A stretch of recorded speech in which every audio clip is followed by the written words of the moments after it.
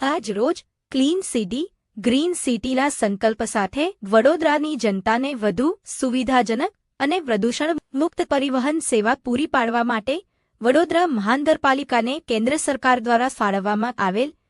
PM e બસ સેવાનો ગુજરાત રાજ્યના માનનીય મુખ્યમંત્રી શ્રી ભૂપેન્દ્રભાઈ પટેલ, માનનીય નાયબ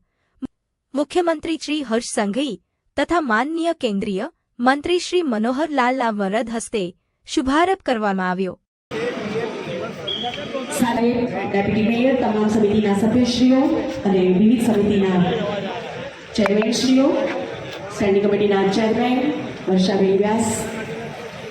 ખૂબ ઉત્સાહપૂર્વક આનંદદાયક માહોલમાં આજે વડોદરા સિટીના નાગરિકોને પ્રથમ તબક્કાની 30 ઈ બસ સેવા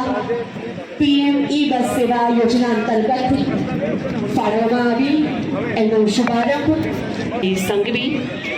સાથે જ મંત્રી મહોદય ડોક્ટર ફાળવવામાં આવી છે વડોદરાની જનતા માટે।